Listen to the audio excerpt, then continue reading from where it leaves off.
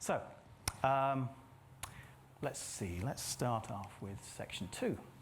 So I broke this into 2 sections. First of all, for the people who'll be watching this on playback later, you can basically go off for a cup of coffee and then come back. Another one is when I was trying to figure out how do I basically break up to go through all of the features and functions.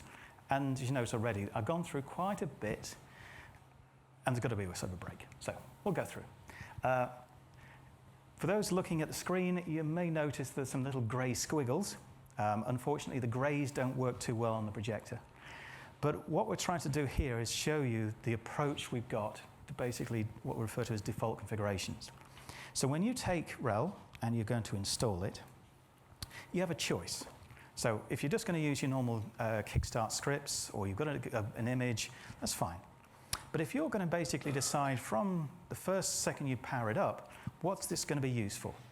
So if I'm going to use this, for example, for SAP or Microsoft SQL Server, well, we can help tune that from the very beginning. So tune profiles are part of the Anacona installer, and effectively you get to make those decisions. Yeah, you can still call those in terms of your jumpstart script, etc. But the key part is I'm actually deciding what this virtual machine, physical machine, cloud image is going to be from the very first second. I'm not worrying about, oh, did I put this in, did I put that in? It's allowing me to tune it. And tuning will become more important when we talk about some of the other things that we're announcing.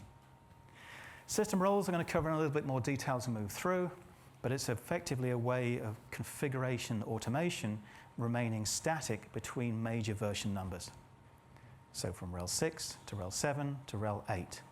Irrelevant in terms of, I'll show you, the thing that's more relevant is, you know, if you even change the network stack or you change the system D components, etc., there is an underlying part that will stay static the way through. And of course, crypto policies, we've got to basically encrypt everything I've talked about so far. But it basically brings in those requirements to make sure that when you build systems and compliance and governance is important, that you basically have those built in and that you can use those tooling. And as we move forward, more and more certifications will come through the life cycling of RHEL 8. So I love this slide because you have no idea how we came up with those figures. Well, the good news is, excluding anything that may come across in terms of holes or whatever you want to call them in terms of particular architectures, in terms of CPUs, the actual move from kernel 3 to kernel 4 gives us at least 10% more capability within the same I/O mix. Okay, you can go ahead and try that. Disk improvement, so again, or disk access, simple. Some of the stack has been simplified, some of the actual drivers have been simplified, and improvements are found. The one I like is effectively the driver. So there's a change in the driver stack, which makes a massive change to the actual ability to get basically packets in and out of the system. If there's nothing else, and you're really worried about network performance of RHEL, I'd switch to RHEL 8 immediately just to pick that up. It is noticeably different. Okay? Now, if you're running in a virtual network and you don't have access to all of the components, you might not see it, but certainly if you actually look in terms of the throughput, how you use your data, and actually see the data itself as it passes through, it is a big difference. But anyway, as you see there, yeah, general guidance, this may vary. I'm sure if I tried to do it on a x86 laptop, I'd get a different view, but anyway, we're talking servers. The future is hybrid. The future is multi-cloud. I don't think I've been to an event we've done where we haven't mentioned hybrid. You all understand the idea of hybrid, that is ability for you to choose where the workload's going to be. I can have it running in my local data center, I can have it running in the cloud, I can have it running both, and I can alternate as I see fit. So hybrid is the key for your choices and your decisions later on. Because the thing that we don't like to, well, we like to remind customers is, make sure you're never locked in. You may have a great cloud deal today, but is that going to be the same thing tomorrow? Are you going to have access to those APIs? Are you going to have access to those features and resilience for a price you're willing to pay forever? And if the answer to that is no, then always have an exit strategy. Always have the ability to manage, control, and design your architecture. Because if you own your architecture, you're always going to have the ability to move. Anyway, preaching over, if I move on. So, faster and more consistency, improved automation, rapid intelligence. Well, some of this will come out in terms of a move forward. But one element that we do think is a nice thing that will actually improve the way you actually build these systems, these images, is Image Builder. Image Builder, very simple. It builds the images that you're basically going to use no matter where you're going to be. It's like a gold image inference or design. Let's call it a blueprint. So I can go in and I can basically decide on the packages that are going to be in this particular version of RHEL, and I'm going to build it today for Amazon. Tomorrow I'm going to build this for Azure. The day after I'm going to build this to run on Hyper-V, whatever I'm going to do. And I can basically make sure via the blueprint I build it exactly the same way every time. I build it the same way, I support it the same way, I test it the same way. And the image builder allows you to do that from a nice, simple interface. You can, of course, go down to the command line and do it all yourself, because that's what we like to do. The GUI is the last thing we build. The first thing we build is the CLI. But it makes it simple enough that allows you to basically go through.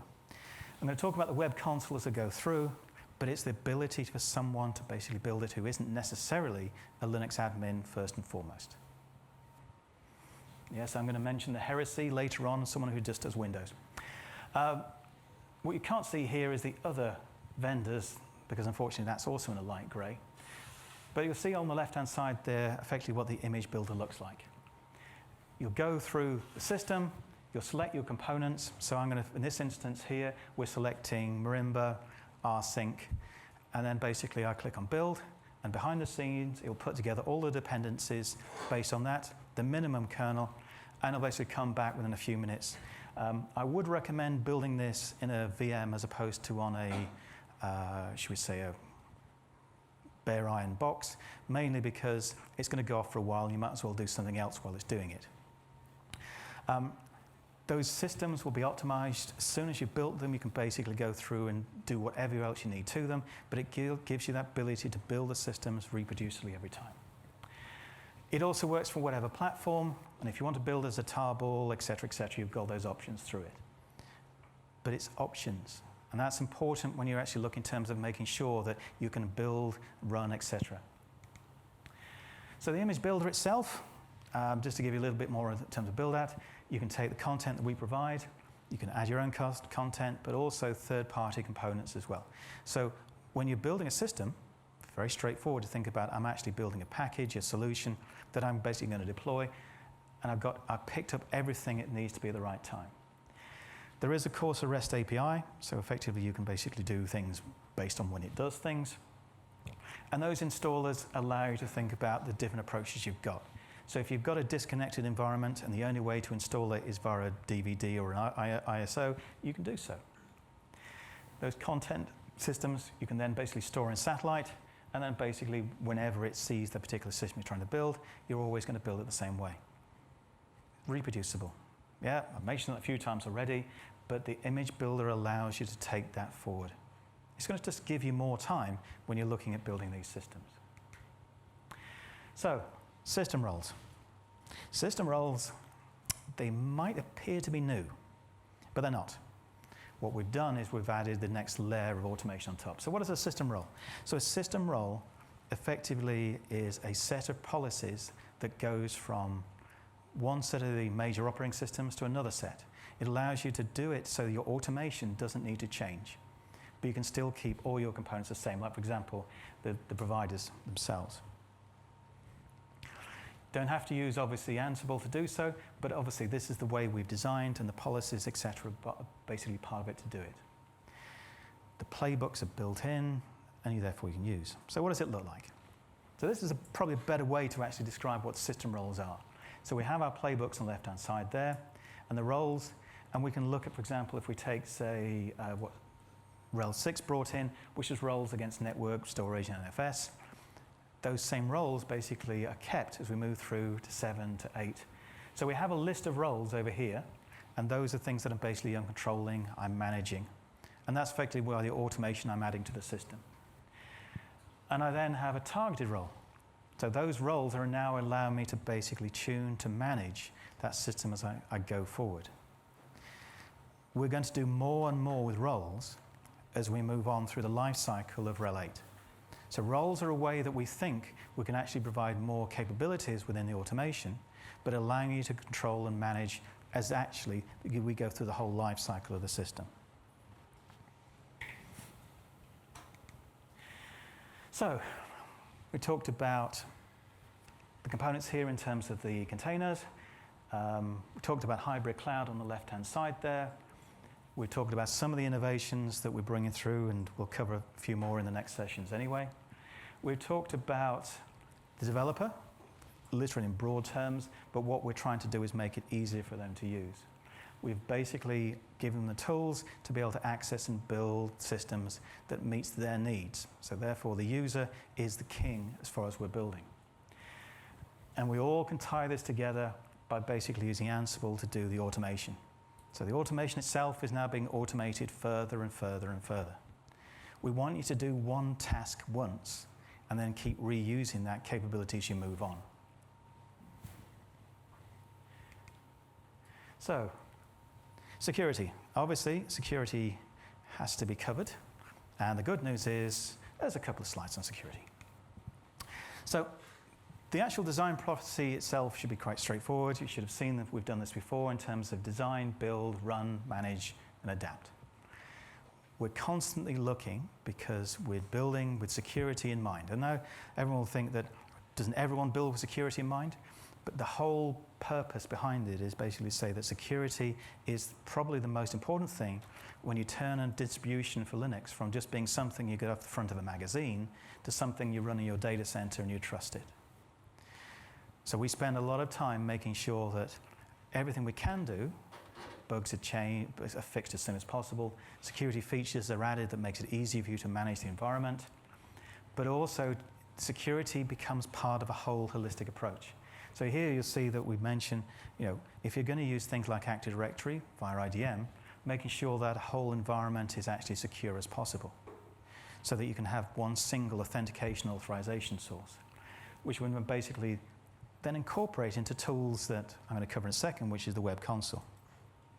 So that whole security component has got to basically work. And it works from the very lowest level where we talk about encrypting the disk, all the way through to basically the top end, as you see there in terms of protocols, making sure that the very latest in terms of OpenSSL or TLS, etc., are there. The code is hardened and it goes against basically approved standards to make sure it works. But then, as we've always done, every single line of code we have is open sourced. There's no secret source, there's no hidden code, everything is open sourced. It's not necessarily open source the next day, but we basically go through to make sure it is as soon as we can. Because being open, both in terms of source and open in terms of standard, are basically the principles we basically work through. So, system-wide cryptography. I think most of this is basically quite explanatory. We've done our best to make sure that all of the algorithms, etc., are accessible from a single tool. So you don't have to go through different elements, different tools to get to the security components.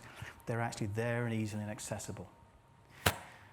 We've made as far as possible the ability to bring in legacy systems. So we're not basically shutting off protocols just because we don't like the look of them. We're basically making a secure approach to it all. So if I skip over that one, and we go into one which is a little bit more interesting. So part of the security approach is we want to know what a user is doing when they touch the system, the server. So what we've done is we've added session logging. Now I've got a couple of slides on this which probably explain it a little better than the particular console, but the whole idea is to basically record what a user is doing in the system, but it's built in. So we're not talking about an extra sort of a weird stack you have to configure. The session recording allows you to record whatever happens to that system. Now, if you do it badly, you can also record the passwords, or alternatively, you can do it very well and record all the passwords. So it shows you the abilities you have to record what someone has done to your nice box, or nice boxes, or thousands of boxes, or whatever you want to take it.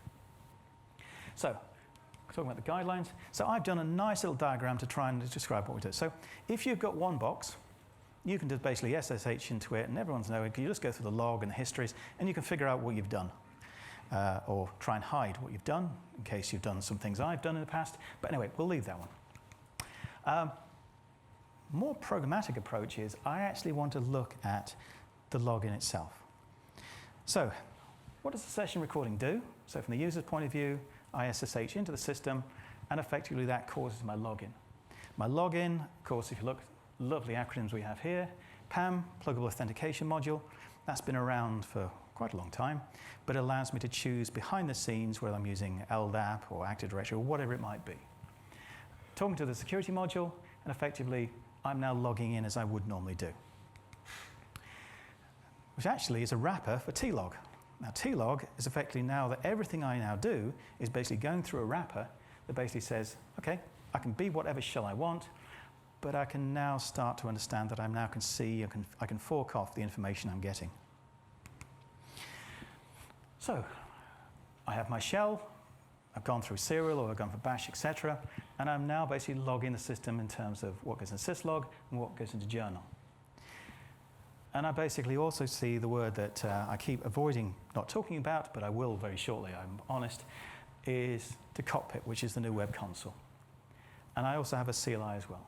So the important thing is here, I've now started to record everything that someone's basically entered the console, and I can basically, literally record it and play it back on the web console in terms of what someone's done. Now, we can see this useful if you're going to do a training session, showing someone actually how to do something, because you can now basically see what they've done to do it. Or alternatively, if you're a security and governance officer, you've now seen exactly what they've done, and you can now help them to the door. So both of those, I think, are pretty good ways to actually use the system. And the last one, effectively, is bring this all back, in terms of the playback. And that playback itself would be available to, say, senior management if they wanted proof exactly who did what and how they did it. All centrally managed, all centrally controlled, and basically you'd install it and then basically just manage the logs as you move on. Very, very powerful. I don't see any reason not to enable it. As everything, it will take some I/O of the system, but effectively, if you're only having a few people log into systems, it's probably worth logging or enabling that on everything you have. So anyway, session recording, great thing to have. We have improved the firewall. So if you're a great lover of the Linux firewall, the great news is it's been improved even further. So the new component is called, if I remember rightly, NFT tables, which basically acts as an additional filtering of capability onto the firewall itself. More tracing, simpler rule creation, etc., IPv4, v6, etc., but it allows you to basically manage the security firewall stack a little easier. It's never going to be as easy as basically click, but it does give the ability to control and manage ports. But more importantly, as you move on towards module control and system control, then it does actually allow you to basically use and abuse a lot more easier. Or simpler, not easier. Right. I've been putting this off so far just so I can basically get your attention to talk about the web console. Yeah. And this is the point where I normally want some sort of big fanfare. But what is it trying to do? Well, so not very easy to see on the screen here, but the web console is part of a project code name or project called Cockpit. The idea, I think, is very simple. It is to provide access to all of the common functions of a Linux system, RHEL, within a console which is always there. So the packages are all installed. It's up to you whether you wish to enable the service. For someone who isn't necessarily a Linux admin spending all their time basically working at it. This isn't removing anything. You've still got the standard CLIs. You can use whatever tools you want. But this gives the ability, say, for example, someone who's a Windows admin, and I know we normally think they're quite dangerous, but you could give them access to basically say, I need to add this particular user, or I need to change a particular file size, or so there's tasks that can be done within the console, but within their security configuration you've set. But they don't have to touch the command line. The command line is also there as part of the web console. They basically just go to the bottom of the list and use it. But web console and Cockpit is a framework, and we will start adding more components to the framework as we move on. So the first items on the framework are virtualization manager, So if you're running a few virtualization, sort of a hypervisor on the box, you will see those virtual machines as they run, and you can control and manage them as you would do through Virt Manager or boxes. You've got session recording as a plugin. So you can now see who's been playing and how they've been logging. You also see Image Builder. So you can basically build your images. And you can see where we're going with that. So features and functions that make sense will be added to the web console that makes it easier for you to basically get started. Now, for the advanced admins out there, that's great. You don't have to enable it. It will come up on the console when it first starts. Would you like to enable? And then you basically do the system control commands to basically enable. But the key part is here. You'd always have a web console available to you. It's extremely lightweight. But again, there's the choices you had in terms of the tools. There will be more workflow as we move on, but it's a consolidated view. So those who may have noticed, Web Console/Cockpit came out in 7.5, 7.6. We just didn't tell you about it. Actually, it came out in 7.4. We just basically didn't tell you about it. We wanted to make sure it worked before we started saying this is what we suggest. Now we think it's something which is actually crucial to the system itself. It'll also do some very useful things, like, for example, helping you join a domain. So you basically want to log into Active Directory as basically a single sign-on, or basically just to the identity manager itself.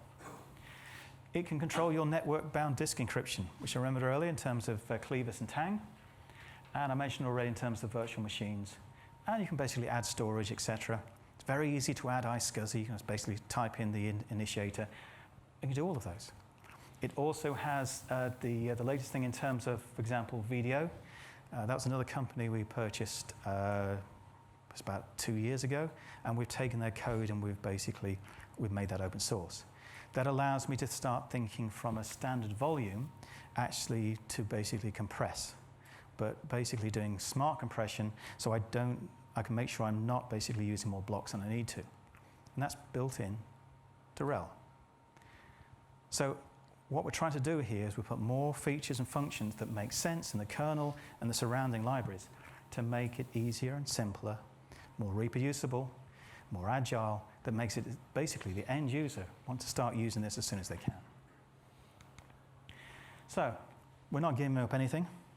Well, we should never give up of anything. So we talked about so far, effectively, RHEL 8, this great, wonderful way forward. We understand that people can't move and won't move as quickly as they can do. But let's say, for example, you've got a service system that you actually do need to move. But you'd rather not rebuild it. You want to basically update it. And yes, we can do that. So we can do RHEL 7 to RHEL 8. Now, if you've ever heard me talk before, the conversion from 6 to 7 was a little long. I timed it on my own system at 53 minutes. The good news is I did 7 to 8 in 14 minutes. Now, I was so quick at it, I had to do my video all over again. But we've learned a lot from the migrations that we did from basically 6 to 7. The migration tool called Leap is considerably more efficient and more understanding of actually the customer use cases. Now, I'd still say that if you've had a system that you've basically been running for 10 years, it's going to have a lot of patches, a lot of applications that have been installed and deinstalled, stubs for this, and lots of things that people won't even remember why they've installed it. That's probably a good time to think about, well, do I want to migrate it, or should I think about building it again? But if you've got something that's fairly recent, you don't have that legacy of data and applications sitting on top of it, then the upgrade from 7 to 8 is now practical. Now, there's always going to be limitations in terms of what's installed, but like I said, we'll go through the process a little bit. So the framework's better. We've included the capability, if you're basically using LVM, to use snapshots, so you can go backwards. And that was one of the problems. The previous tool, you couldn't go backwards if you changed your mind partway through the upgrade. Now you've got it. So you pick your server, you create your bootable snapshot, you run Leap. So Leap is the configuration component. It analyzes it and it tells you very simply whether you can or you cannot upgrade. If you can, it basically enables the last stage, which is basically start the process and go through it. If you can't, it basically, I wouldn't say it calls you names, but it's not going to let you basically keep going. So you can't get it wrong. Once you've done it, of course, you're now going to start your testing to make sure it's actually done as exactly it should do before, and only at that point would you think about getting rid of some of those snapshots. So you could automate it. So you're determined to keep your whole environment working. You don't want to basically go through a slash and burn. You're going to upgrade, so you've got to automate the installation, the actual upgrading. As you've seen before, yeah, secure, online, offline, etc. It gives you those capabilities. It uses whatever you have. It understands everything we've seen so far in terms of customer use. And yeah, it's just something worth trying. If nothing else, it gives you the ability to do something you might not thought was capable, practical, or supportable. You've gone through this process, you'll find it supportable. So, onto my last slide, which I'm hopefully roughly about right. It does help you in terms of that pre-upgrade, can I move? The upgrade, actually how to move within those major version numbers. And then finally, of course, it allows you to roll back. Now, if you do have versions which are older than the standard, then basically come and talk to us and see what we can do. So if the very old versions of 5, no, there's no practical way to do it.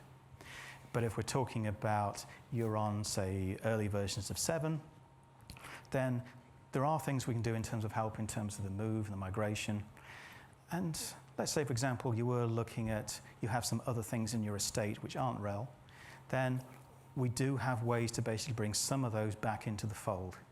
If you're basically something that looks very similar to RHEL, then the same tooling basically allows us to start looking at those sort of projects as we move on through professional services, etc. So I'm actually run ahead of schedule because that's my last slide. So I don't know what the best thing to do at this point. We either break early or an impromptu question and answer for 6 minutes. Entirely up to you. I think we have additional 5 or 6 minutes. So yeah. The good news is that was 64 slides in 53 minutes, which is now the new record. Yes, gentleman in the back. What version of Fedora? Okay, so that's a very good question. So the question was, what version of Fedora have we based RHEL 8 on? And the honest answer would be lots. The closer answer that you'd like is it's based on 28, 29, and 30. Because when we start off, so effectively RHEL 8 has taken us a while to get to a position where we're happy to basically put it out to the wild. So yeah, RHEL 7 came out 2014.